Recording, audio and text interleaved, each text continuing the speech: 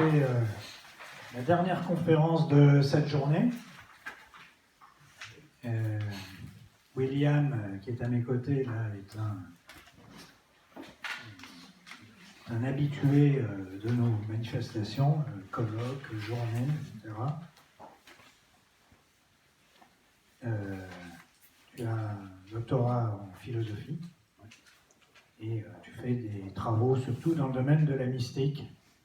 Et aujourd'hui, tu vas nous présenter un moine bénédictin qui est devenu moine tibétain, hindou, qui s'appelle Henri Le Sceau, qui a eu ses heures de gloire à son époque. Et donc la communication que tu nous fais a pour titre Henri Le Sceau, un chrétien d'ailleurs. Voilà. Parce que pour les... Là, on entend bien, ou sans le micro, ça va? Ça va bon. sans le micro. Ça va sans le micro? D'accord. Alors j'ai vu, aujourd'hui c'est la journée sur les chrétiens d'Orient, je me suis dit je vais pousser un peu plus à l'Est, puis ça sera un chrétien d'Extrême-Orient, donc un chrétien, Henri Le Sceau, chrétien d'ailleurs, le titre de ma communication. Donc Henri Le Sceau est né en Bretagne en 1910, il entre à l'âge de 19 ans à l'abbaye bénédictine Sainte-Anne de Kergonan, qui dépend de la congrégation de Solesmes. Il est ordonné en 1935, brillant intellectuellement, il occupe notamment les fonctions de bibliothécaire ainsi que de professeur d'histoire de l'Église et de patristique. Irrésistiblement attiré par l'Inde, après avoir connu les travaux du père Montchanin, qui était missionnaire en Inde avant lui, et s'être initié au texte sacré de l'hindouisme, il brûle de s'installer là-bas. Donc il attend 14 ans, enfin il est autorisé par son abbé en 1948 à y aller. Donc il sera accueilli par Jules Montchalin à Tiruchirappalli, qui est un petit village d'une bourgade, c'est une bourgade du Tamil Nadu en fait. Père Montchalin, avec lequel il fondera une communauté de vie religieuse hindoue bénédictine. C'est quand même une originalité. Donc c'est lors de la solennité de Saint-Benoît, le 21 mars 1950, que Le Sceau et Montchalin fondent leur communauté en érigeant leur culte et leur chapelle sur le modèle des temples hindous, de l'Inde du Sud notamment. Ils inaugurent la communauté de l'être, conscience, félicité. En sanskrit, l'ashram, donc la communauté, Sakshi Dananda. Ces trois épithètes qui, dans l'hindouisme, dépeignent les attributs de Dieu, si on peut dire. Cet insolite ashram, donc cette communauté, perdue dans la forêt de la paix, la Shantivanam, qui au bord du fleuve de la Kaveri, le Gange de l'Inde du Sud. L'ashram ayant été fondé et répondant à leur idéal missionnaire, les deux pères prirent un nouveau nom de baptême en devenant renonçant à la manière hindoue, c'est-à-dire sannyasine, l'immersion au cœur de l'hindouité n'en étant que plus totale. Jules Montchalin revêtut le nom de Swami Parama Arubi Ananda, félicité du suprême esprit, et Henri Le Sceau le nom de Swami Abhishiktes Varananda, ce qui signifie celui dont la joie est loin du Seigneur. Tous deux, habitant la terre de l'Inde et immergés en sa tradition plurimillénaire, devaient témoigner de la vie du Christ. Donc la démarche est assez originale et radicale. Cependant, Henri Le Sceau, dans son journal, c'est-à-dire son journal intime, en principe qui ne devait pas être publié, mais bon, il a été retrouvé ici, donc c'est un journal assez substantiel sur son cheminement en Inde jusqu'à quelques jours avant sa mort. Donc, dans son journal intime, daté du 14 novembre 1956, quelques années après la fondation de ce fameux ashram, déclare « J'étais venu ici pour te faire connaître à mes frères hindous, et c'est toi, sous-entendu le Christ, qui t'es fait connaître à moi, ici par leur entremise. » Son projet initial, celui d'acclimater le christianisme aux us et coutumes de l'Inde, pour faire connaître le Christ aux Indiens, fut paradoxalement bouleversé par sa rencontre avec l'hindouisme. Sa découverte inattendue de Dieu, au travers de l'hindouisme, remis en cause tous ses anciens préjugés. Notre moine sannyasine c'est le renonçant en sanskrit, adepte d'une spiritualité à la confluence du christianisme et de l'hindouisme, s'élance en une quête intérieure que rien ne freine. Rencontrant le courant du Vedanta non dualiste, en sanskrit l'Advaita Vedanta, qui est la doctrine spirituelle et métaphysique professée dans les Upanishads, qui forme la partie philosophique des Védas, l'équivalent de notre Bible, Henri Le Sceau s'immerge totalement en cette spiritualité afin de véritablement rencontrer celui lui en fait cette promesse, le Christ. Le Sceau, mis radicalement face à lui-même, décide de plonger au cœur du mystère qui le tenaille, embrasser l'hindouisme pour épouser le Christ. Tel est donc le nouveau mot d'ordre. Faire connaître le Christ aux Indiens, non par le christianisme, mais le faire connaître aux Indiens par l'hindouisme. Ce paradoxe, insoutenable moralement et intellectuellement, pour les chrétiens bien pensants, je dirais, changement radical de perspective, notre moine Christo-Shivaïte l'incarne et l'assume malgré ses doutes et ses impasses. En effet, notre prêtre écrit dès 1953, dans son journal, « J'ai trop goûté désormais à l'Advaita, la non-dualité métaphysique de l'Inde, pour pouvoir retrouver la paix grégorienne d'un moine chrétien. J'ai trop goûté jadis de cette paix grégorienne pour ne pas être angoissé au sein de mon Advaita. En m'engageant totalement dans l'Advaita, si le christianisme est vrai, je risque de m'engager à contre-voie pour l'éternité. Si dans l'Advaita, c'était moi seul que je trouvais et non Dieu. C'est une question. Et pourtant, ce n'est que depuis la découverte personnelle de l'Advaita, à Arunachala, c'est un lieu, que j'ai trouvé paix et goût de vivre. Quel gourou, quel maître, dans le sens de l'hindouisme, me donnera la lumière. Donc l'irréconciliable opposition que Le Sceau éprouve sera le terreau fécond de cette expérimentation inédite, n'ayant de cesse de l'arracher à ses conceptions les plus ancrées pour l'entraîner vers des profondeurs naguère soupçonnées. Résolu à découvrir le secret de cette sagesse plurimillénaire, il ne cheminera plus vers le Christ à partir du christianisme, mais vers le Christ à partir avec l'Advaita Vedanta, qui chemine vers le Christ à partir de la métaphysique et de la révélation qu'il a reçue en Inde. Confronté à ce mystère, il avance vers celui qui le brûle et l'arrache à lui-même, commençant à vivre sur ce sentier intérieur, tapis d'épines et de roses, des expériences spirituelles décisives. Et se donnant corps et âme, il découvre le dieu des hindous, Brahman, en sanskrit, en pénétrant toujours plus profond en lui. Original, incongru, paradoxal, les épithètes manquent à l'appel pour qualifier ce cheminement non coutumier. Mais les grands visionnaires, en plus d'être rêveurs, n'étaient-ils pas nécessairement des aventuriers? Assumptionnistes, alors. Le nœud gordien qui tisse la vie de Swami Abhishektananda, c'est-à-dire l'énigme existentielle à laquelle il fut confronté en vivant nombre d'expériences spirituelles, interroge.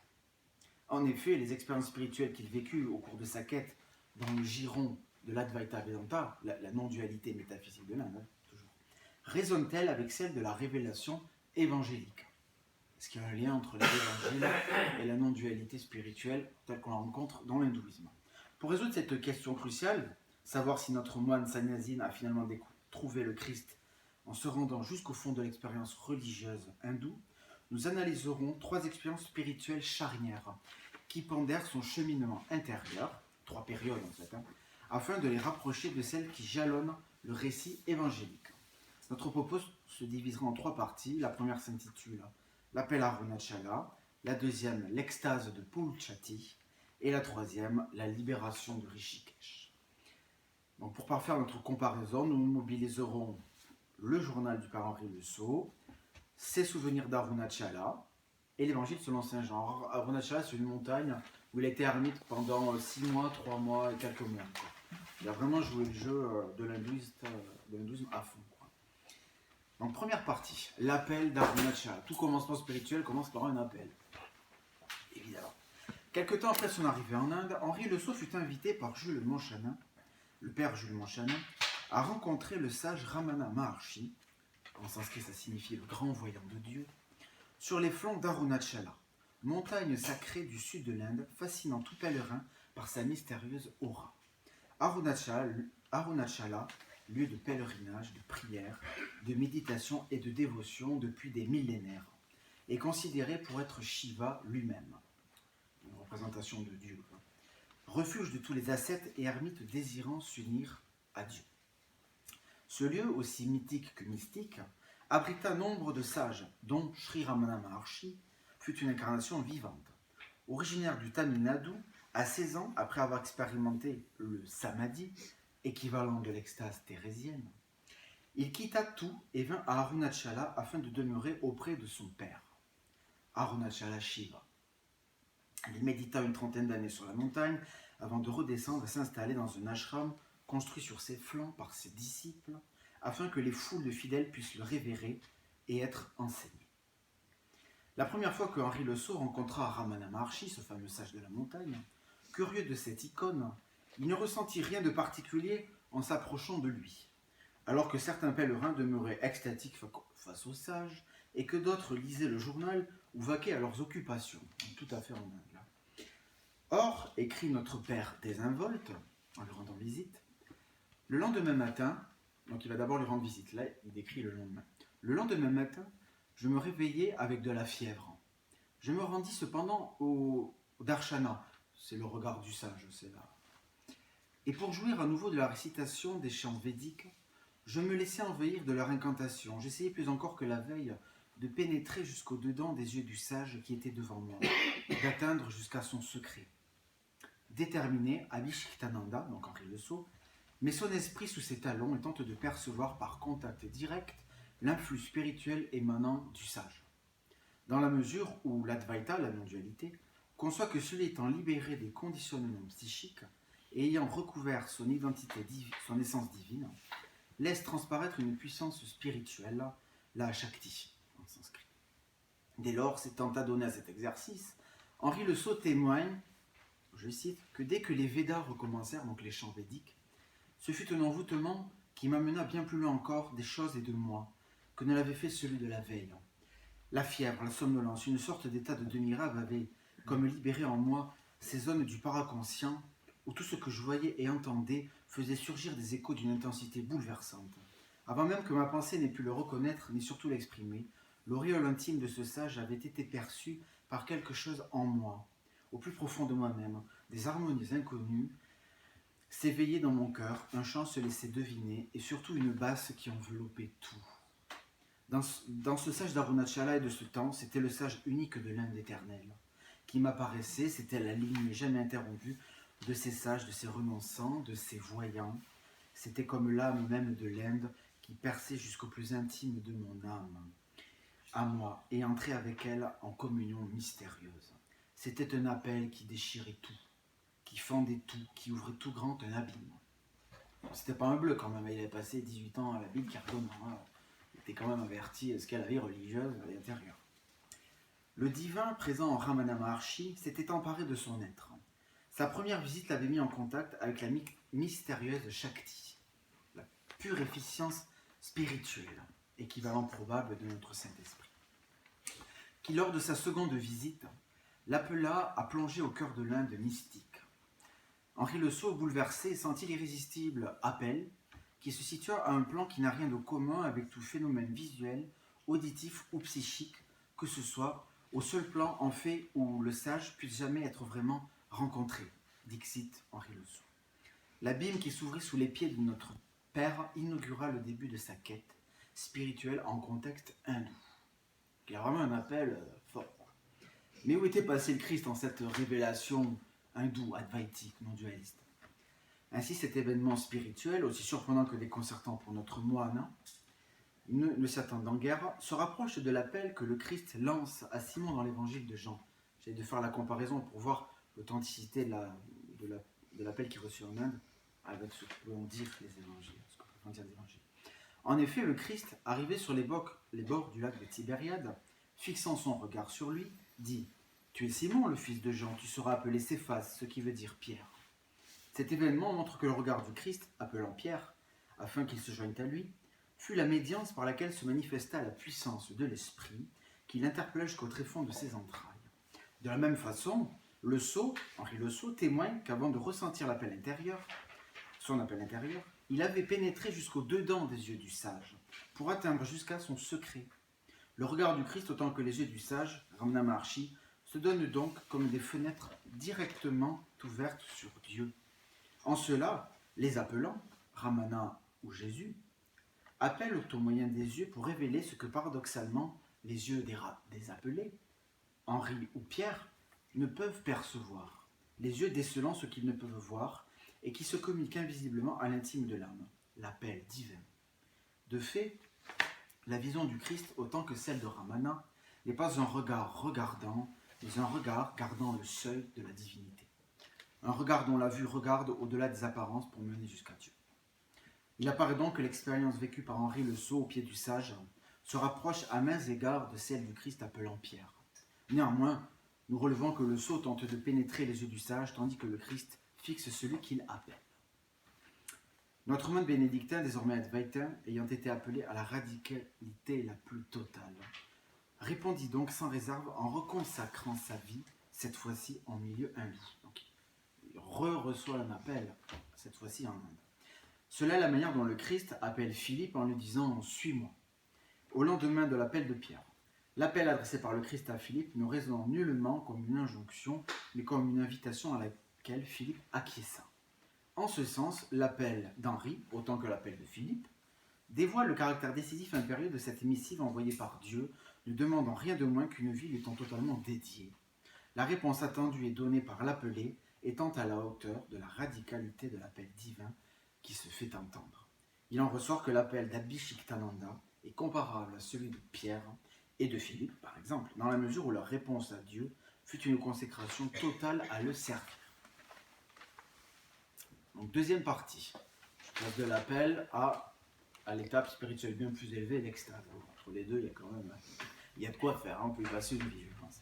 23 ans après avoir reçu l'appel d'Arunachala, Henri le Sot, donc il y a plus de 2 décennies qui se sont écoulées, tiraillé entre son christianisme et son hindouisme, vivra une expérience bouleversante en présence de son disciple Marc Chaduk, séminariste, dans le petit ashram de Pulchati, qui héberge les pèlerins en route vers Badrinath, ça c'est dans les Himalayas, à une demi-journée de marche de Rishikesh dans la jungle au bord du Gange, au nord de l'Inde. En effet, retiré à l'ashram, le maître Christo-Védantin et son disciple étudiant les Upanishads, textes sacrés et philosophiques de l'hindouisme, pendant une retraite de 3 semaines, vécurent une expérience spirituelle intense dont les détails n'ont pas été conservés. Toutefois, le journal de Le Sot laisse entendre des éléments relatant indirectement cette expérience. Quand il rédige au sujet d'Arunachala que c'est au cœur même de ceux qui l'approchent que Shiva se dresse lui-même soudainement, colonne de feu, sans base ni sommet, comme en l'âge primordial, flamme qui consume et lumière qui éclaire, amour jaillissant. Et c'est cela que le Sot a toujours désiré approcher, la colonne de feu, qui est la manifestation, pour ne pas dire, l'épiphanie de l'Esprit de Dieu surgissant en l'homme. Évidemment, les expériences mystiques, il y a toujours quelque chose qui les précède. Bon. Ainsi, tous les efforts déployés par notre bénédictin, tantôt ashramite, tantôt ermite troglodyte, tantôt moine errant, se concrétisèrent avec son disciple. Les enseignements qu'il professait à Marc étaient empreints des rencontres qui jalonnèrent son parcours et qui lui permirent de parfaire sa compréhension de la non-dualité. En l'ashram de Pulchati, ce 11 mai 72, le bienheureux Henri découvrit, je cite, que l'expérience des Upanishads est vraie, je le sais.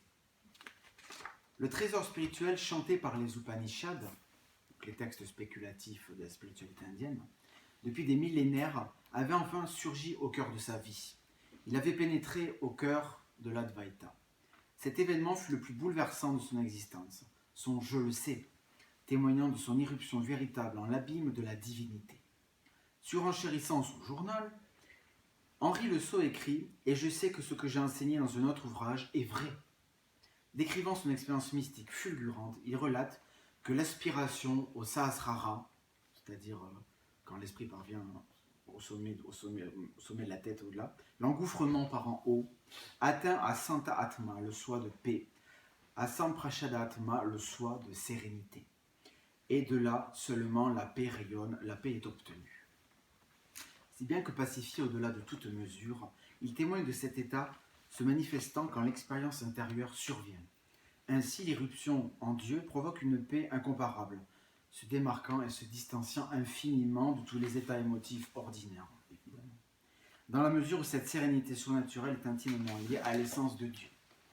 En cela, l'état de paix indescriptible atteint par notre aventurier des profondeurs rappelle le Christ qui constate « C'est ainsi que vous êtes maintenant dans l'affliction.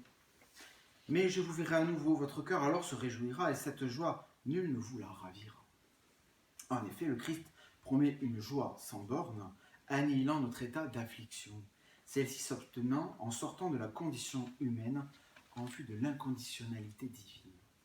Il apparaît donc que l'expérience de paix d'Henri Le Sceau ressemble fortement à cette promesse du Christ, car premièrement, l'atteinte de l'Atman, Dieu dans l'Advaita, équivaut à revoir le Christ, et secondement, procure un état de paix comparable à celui de la joie dans l'évangile de Saint Jean. Conséquemment à cela, la paix divine, surgissant instantanément au contact de l'Atman, c'est-à-dire le soi le plus profond, l'essence divine, provoque une extinction momentanée de la perception de soi et de l'environnement immédiat. Thérèse d'Avila avait des expériences comme ça aussi. C'est pourquoi le sceau, en goûtant la paix divine, témoigne du fait que l'homme meurt de l'expérience de Ananta, l'infini, au-delà de l'au-delà, Brahman. Mort en devenant le tout. Brahman Sarvam, oui, cela est vrai, l'engouffrement dans cette source. Ne reconnaissant rien qui ne soit sien en cette expérience, le sot meurt à la condition humaine, le confinant à son esprit, son corps et ses petites perceptions. Car expérimenter l'infini le décloisonne du fini, le fini s'éteignant au profit de l'infini. Connaître Brahman suppose donc de ne connaître que lui. Les noms et les formes, Namarupa en sanskrit, qui figurent le monde étant annihilés. Présent au Brahman, c'est-à-dire à Dieu, absorbé en la source, provisoirement feu, Henri Le Sceau accède à tout, comme il dit, ne voyant rien qui ne puisse être vu, hormis celui qui voit, celui qui est tout. De fait, la mort provoquée par cette expérience spirituelle confère paradoxalement la vie. Pénétrer en la source sous-entend donc pénétrer ou sous-régime toute chose au lieu du naître de toute chose. Ainsi, la mise en abîme que provoque cette expérience mystique, le samadhi en sanskrit, fait écho à cet enseignement du Christ. En vérité, je te le dis, nul, s'il ne naît d'eau et d'esprit, ne peut entrer dans le royaume de Dieu. En ce sens, le Christ enseigne que le royaume de Dieu est inaccessible à celui qui n'est pas né de l'expérience de l'esprit, c'est-à-dire à celui qui n'est pas mort, à ceux qui n'est pas le royaume de Dieu. Entrer au royaume nécessite donc de quitter tout ce qui est étranger, de vivre une mort au sens où le sceau l'entend, afin de pouvoir naître au royaume de Dieu, comparable à la source ou au Brahman dont nous entretiens. Il en résulte que l'expérience du sannyasine chrétien illustre sous un autre angle ce que le Christ enseigne sur l'accès au royaume de Dieu. Notre sannyasine, donc Henri Le Sceau, privilégiant le point de vue de la mort à soi, ne demeurant pas encore en Dieu, tandis que le Christ privilégie la naissance, car vivant déjà en Dieu. C'est les deux versants, il y en a un qui est réalisé, l'autre il n'est pas encore. Immergé en la source divine et mort à soi, l'ex-sannyasine vit de la vie de Dieu, est devenu celui qu'il désirait plus que tout, il confesse. Oh, quand il se découvre, quand le soleil explose, la fin du monde, alors je suis. Ne pouvant plus se référer à son soi limité et contingent, le sceau recouvre ce que la non-dualité nomme l'état primordial, sahaja, correspondant à l'état d'être-té précédant la manifestation du monde. Cette mort à soi, vie au-delà de soi, non en soi, découvre le soi de Dieu par lequel Dieu est Dieu. Tant et si bien qu'expérimenter l'être de Dieu débouche nécessairement et radicalement sur l'expérience qu'il fait de lui-même, celle d'être je suis. À la suite de quoi il apparaît que l'expérience du je suis advaitique en contexte hindou, expérimentée par le sceau, correspond à ce que Jésus révèle sur sa nature inconditionnée en affirmant « Avant qu'Abraham fût, je suis ». Ainsi, le retour au Brahman, par Henri Le Sceau, comparable à l'état originel du Christ avant son incarnation dans la chair, se rapproche de ce que le Christ dévoile sur son essence intime, celle d'être « je suis ». Évidemment, le « je suis » de notre bénédictin audacieux ne signifie nullement qu'il puisse être comparé à celui du Christ, qu'il assume dès sa naissance. livré à la joie, mort à soi, et né en Dieu, en Brahman, notre moine, en son expérience fulgurante de Pulchati, quitte toute chose, demeurant au fait de la manifestation Maya Shakti en sanskrit, qui est la puissance d'illusion de Dieu qui engendre nom et forme dans la métaphysique hindoue. Élevé à ce sommet et n'étant plus enseveli du linceul des brumes de ce monde. C'est pourquoi, libéré, mukta en sanskrit, Henri Le Sceau clame. Baptême de feu, résurrection et ascension salvatrice, expérience foudroyante de lumière, béni sois-tu, Père, qui nous a amenés à toi. Emmailloté par la présence divine, sa conscience, défaite des liens l'enserrant au corps et à l'esprit, Abhishektananda, extasié, expérimente la foudroyante lumière de Dieu, lumière immatérielle manifestant le monde. Si bien que, gracié par l'esprit en son baptême de feu, cela provoque l'ascension salvatrice le menant à Dieu, passant de la lumière terrestre à la lumière céleste.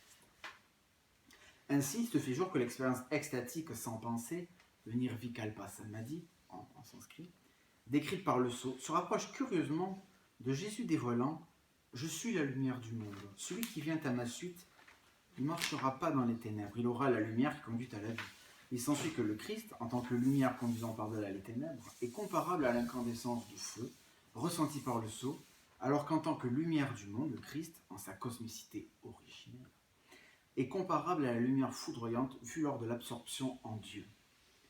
De fait, l'expérience mystique du Père Henri Le Sceau recouvre ce que le Christ nous confie sur sa nature divine et son rôle dans le monde. Troisième et dernière partie, la libération de Rishikesh. C'est son expérience la plus profonde, à moins qu'on ne soit pas de plus profonde en christianisme ou en hindouisme, de toute façon.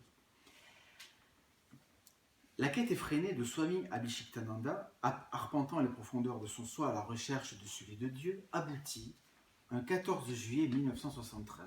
C'est le feu d'artifice et la Bastille. Le jour fatidique, Swamiji marque son disciple à Ranagal et part à Rishikesh. À Rishikesh, il court après un autobus où il a laissé son sac. Il s'effondre sur le sol, c'est la fin des haricots, terrassé par une attaque cardiaque. Une dame française qui habite au Shivananda Ashram passe par là providentiellement, le reconnaît et l'accompagne, avec Marc, son disciple, à la clinique des sœurs franciscaines d'Indore. Mis à terre par cet événement, Henri Le Sceau n'en retire ni amertume ni déception. Bien au contraire, remué par cet infarctus, il pénètre plus intensément au cœur du mystère divin. Paradoxe peut-être. En effet, comment considérer que cette attaque cardiaque ait fait basculer notre Swami dans l'abîme de Dieu? Nul ne le sait, c'est une vraie question. En tout cas, ce jour-là, il atteint le point culminant de sa vie et l'expérience qu'il vivra à partir de cet instant sera d'un tout autre ordre. Donc, au-dessus de l'extase. Enfin, on va dire qu'est-ce qu'il y a au-dessus de l'extase, je vais en tenir un mot. Étant passé par l'extase qui va et qui vient, et ne dure sans perception du monde que quelques heures ou quelques jours, tout au mieux, Abhishektananda expérimente dorénavant un état à 100 lieues de toute extase. Ce que le Sceau expérimente est sans commune mesure avec ce qu'il connaissait auparavant, bien qu'il y ait une parenté entre les extases limitées dans le temps et ce qu'il goûte à présent. Notre bénédictin sanctifié le décrit ainsi. Il est clair de mes souvenirs, de mes conversations en ce temps-là, des lettres écrites alors, que je vécus la crise cardiaque d'abord comme une merveilleuse aventure spirituelle. La manière, je n'en puis rien savoir, ce serait merveilleux, je te le dis. Oui. Mais il fut très net qu'il y a ici pour moi coupure fondamentale dans ma vie. Au bout de quelques semaines, la routine reprit naturellement, mais la percée de ces jours de grâce est toujours une lumière qui illumine au-dedans. La lumière divine, pointant au cœur de la vie d'Abhishektananda, modifie littéralement sa relation au monde. Défait et dessaisi de ce sur quoi il s'appuie encore, il découvre ce que recèle l'expérience tant désirée et tant clamée par les Upanishads. Cette expérience ultime, fulgurante et éternelle, Abhishektananda l'a vécue du 10 au 18 juillet 73, période qu'il nomma la Grande Semaine. Il rapporte cette expérience 4 jours avant de s'éteindre le 7 décembre, donc 73 ans, en la vigile de la fête de l'Immaculée Conception. Là, c'est lui qui parle. La Jérusalem béata, sacrée, céleste, n'est pas dans ce rêve d'avenir, toujours mythique. C'est Kainun, maintenant. Il suffit d'ouvrir les yeux. C'est cela seul que je voudrais faire comprendre. C'est tellement simple que nul ne peut le saisir. L'abîme inatteignable en lequel Abhishektananda avait améri n'entretient nul rapport avec le monde. Ni esprit ni non-esprit, ce qu'il vit ne se formalise ou ne se circonscrit ni par la parole ni l'intellect. Tant et si bien que toute projection imaginative d'une Jérusalem céleste ne peut plus avoir cours. Ayant été propulsé au-delà de tout nom et de toute forme et de tout pensable, Abhishektananda n'espère plus la vision de cette cité d'avenir, toujours mythique. N'espérant plus, il se souvient que toute sa vie fut espérance, et que désormais il ne souffre plus d'espérer, étant comblé par Dieu, ou de Dieu. Ni passé, ni présent, ni avenir, rassasié du Kainun, du maintenant, il témoigne de la simplicité de la présence divine, plus présente que le présent lui-même. Ainsi, il semblerait que cette expérience, indomptable pour l'esprit, résonne avec cette parole du Christ. Vous me chercherez et vous ne me trouverez pas, car là où je suis, vous ne pouvez venir. En effet, le Christ, énigmatique, défend à ses disciples non de le chercher, mais d'espérer le trouver, car le lieu où il le trouverait n'en est pas un. Ce lieu inaccessible à qui n'a été introduit par Dieu ne s'apparente à nul autre, non spatial, non temporel et non événementiel. Ce lieu ni ne se cherche ni ne se trouve, s'emporte. Il est révélé par le Père à quiconque lui plaît. En cela, la description d'Henri Le Sceau sur la Jérusalem céleste, comme maintenant, rejoint en une formulation différente ce dont le Christ entretient ses disciples quand il leur révèle que ce là où ils demeurent est un non-lieu où ils ne peuvent venir. L'expérience de ce maintenant, plus présent que le présent, Swami Abhishektananda la dévoile davantage en soulignant l'éveil, donc la réalisation ultime, l'expérience extatique ultime, l'éveil est indépendant de quelque situation que ce soit, de tous les dvandvas, c'est-à-dire de toutes les oppositions, et en premier lieu de l'opposition vie-mort. On s'éveille partout et simplement, et l'éveil ne peut pas être confondu avec ce que l'on voit au moment de l'éveil, et donc de ce qu'à travers quoi on devient conscient qu'on s'éveille. Il se produit en n'importe quelle circonstance, à tout instant de la vie, en toute circonstance de fait, je m'éveille. Il accède à la pure essence de Dieu qui est partout, en toute chose, tout le temps. Il n'a plus besoin d'avoir les yeux fermés, d'être déconnecté de ses perceptions. L'état qu'il décrit se dédie de toute description, les opposés, modalités nécessaires à la verbalisation et à la dualisation. N'ayant plus cours en cette expérience qui ni ne les réunit ni ne les abolit, mais les devance et les submerge. L'éveil, qualificatif dont use le Swami, notre Swami, signale une émergence non en quelque chose d'autre, mais en ce qui déjà est. S'éveiller par-delà tout dualisme, toute opposition, est en pure pénétration en Dieu qui ne se pénètre. C'est paradoxal, mais c'est comme ça. Cet éveil, état sans état, n'est donc jamais obtenu par qui que ce soit, car nul ne s'éveille à autre chose, toute dualité ayant été dissipée. Dualité entre soi et les objets. De fait, l'éveil d'Abhishektananda rappelle cette réflexion du Christ, professant que l'esclave ne demeure pas toujours dans la maison, le Fils, lui, demeure pour toujours. En effet, uni au Père, le Christ ne demeure jamais au dehors de lui, alors que l'esclave, ne demeurant point en lui, erre tantôt dans la maison, tantôt au dehors. Ce va-et-vient, à la façon d'un mouvement pendulaire, engendrant une dichotomie qui ne s'avoue pas, un dualisme. Il s'ensuit que l'expérience d'Henri Le Sceau, passage de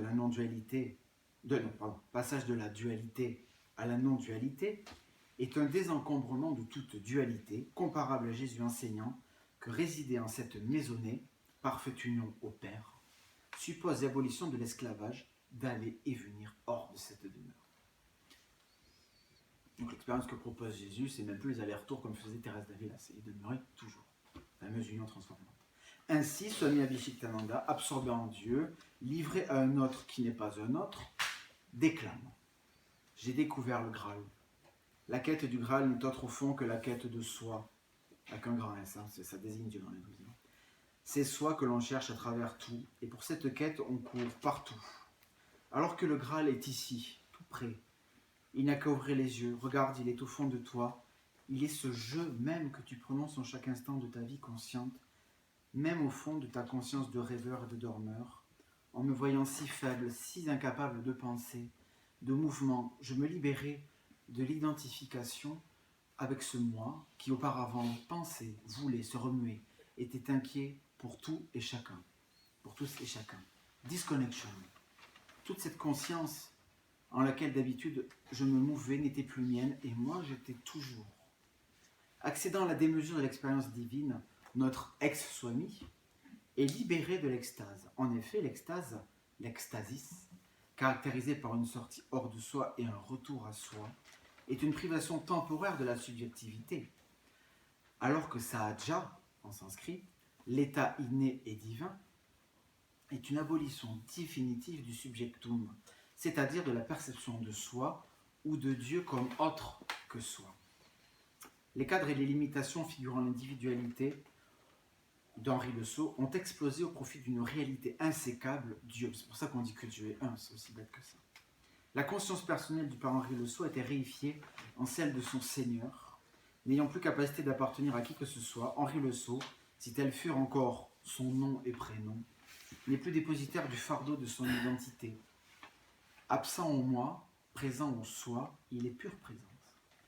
En cela, quand l'évangile de Jean enseigne que tous soient un, comme toi, Père, tu es en moi et je suis en toi, qu'ils soient en nous eux aussi.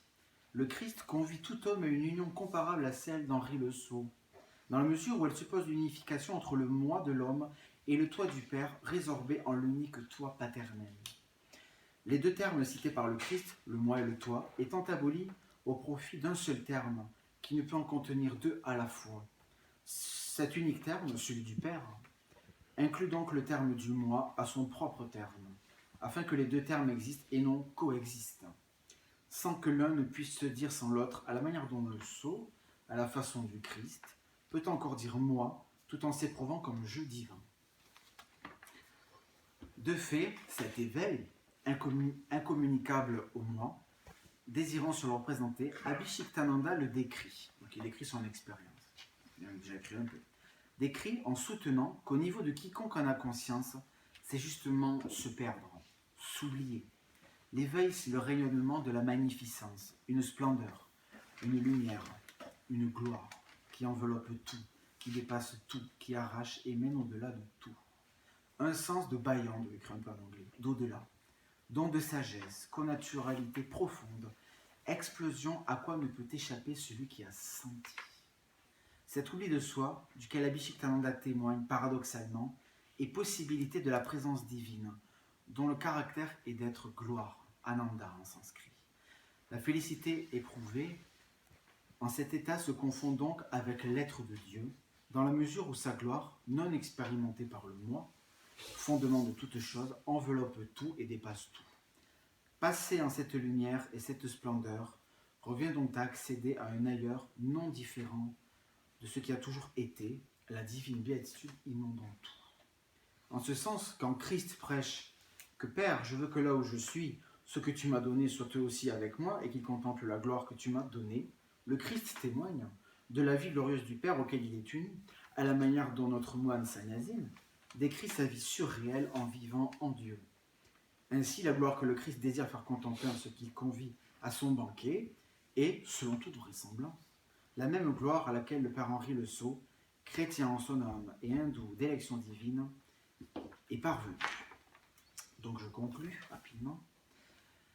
La quête intérieure du père Henri Le Sceau, débutant en christianisme et s'achevant en hindouisme, traverse deux mondes symboliques, psychologiques et théologiques à 100 lieues l'un de l'autre. Moine bénédictin devenu Sannyasine Advaita, non dualiste, il témoigne d'une expérience impossible si l'on s'en tient à la distance apparemment existante entre ces deux religions. Et pourtant, notre moine devenu Swami Abhishektananda est convié à vivre par le fond l'irréconciliable gouffre laissé par nous. En effet, après avoir été appelé par Dieu à la prêtrise chez les bénédictins, Henri Le Sceau reçoit un second appel à Arunachala, comme on l'a vu, à se consacrer à la quête du divin avec les us et coutumes de l'hindouisme. Cet appel, comparable à celui que le Christ lance à ses disciples, présuppose que cet attrait spirituel et soudain pour l'hindouisme découla d'un authentique appel de l'Esprit de Dieu à travers les normes religieuses d'une civilisation étrangère. Appel divin qui appela le père Henri Le Sceau à vivre la radicalité de l'évangile de Jésus-Christ sur le fond et sur la forme, mais en contexte hindou. De fait, surmontant cette contrariété, et non cette contradiction, le père Henri Le Sceau, en christianisme, et Swami Abhishektananda, en hindouisme, passa par l'épreuve du doute et des incertitudes. Résolu à trouver le Christ à travers la métaphysique védantique et l'expérience advaitique, il expérimentera peu d'années avant sa mort des états extatiques le propulsant au cœur des enseignements du Christ, que ce soit sur la nature de l'esprit ou de l'union au Père. Ce moine, chrétien sannyasine hindou, comme l'offre la couverture de son journal intime, aboutit donc à un parcours de 24 années passé entre le sud et le nord de l'Inde dans les Himalayas, à ce que la théologie de l'Advaita Vedanta considère être le sommet de l'expérience intérieure, la grande libération spirituelle révélée par les Upanishads et les évangiles. Ainsi, ce moine sannyasine, favorisé de l'insigne grâce d'avoir recouvré la nature primordiale de l'homme en Dieu, Sahaja, étant parvenu à ce sommet de vie contemplative selon l'hindouisme, et n'ayant jamais quitté intérieurement sa bure de bénédictin, comprend et conclut que l'expérience divine qu'il vit est fondamentalement la même que le Christ enseigne, promet et dévoile le sien dans les évangiles. Encore fallut-il le comprendre sous cet angle. Il en ressort résolument et immanquablement que l'appel, les extases et les expériences d'union que fit Don Henri Le Sceau, ou Swami Abhishektananda, authentifie et valide son parcours spirituel, aboutissement de 2 décennies de prière, de méditation et de contemplation faites en hindouisme, dans la mesure où il retrouve par le fond, par l'expérience mystique, le Christ qu'il avait appelé à vivre du fruit incomparable de sa parole, au travers de la pauvreté, de la chasteté, de l'obéissance, de la solitude et de l'épreuve, alors qu'il n'était que tout jeune enfant.